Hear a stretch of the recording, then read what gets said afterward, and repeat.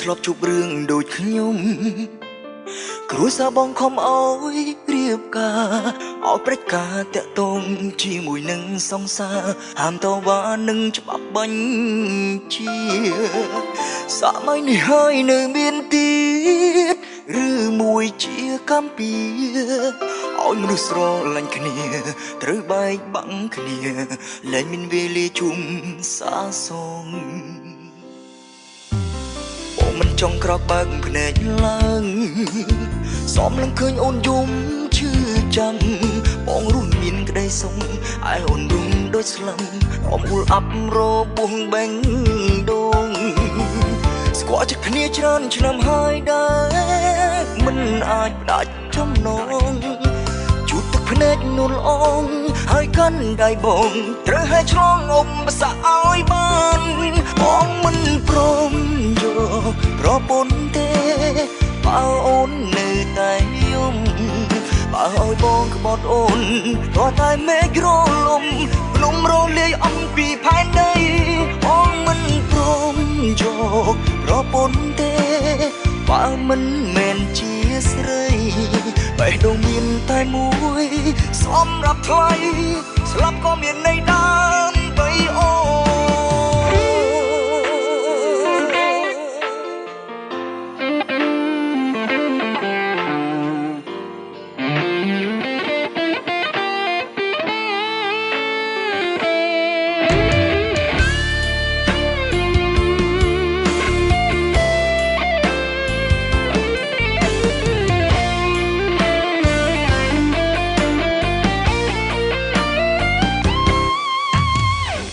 ចង់ក្រោកបើកភ្នែកឡើង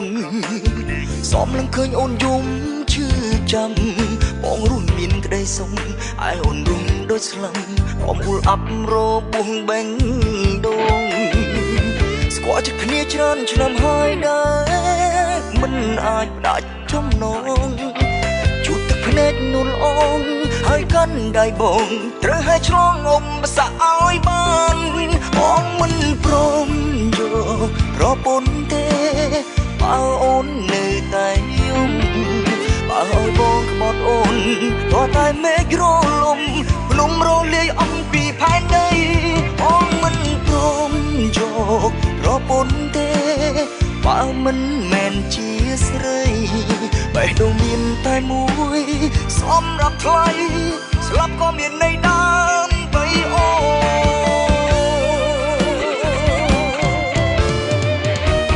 បងមិនព្រម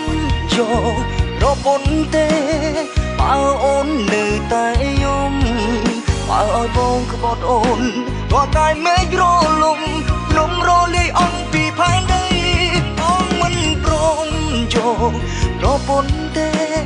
បើមិនមែនជាស្រីបេះដូងមានតែមួយសម្រាប់ថ្លៃស្លាប់ក៏មានន័យ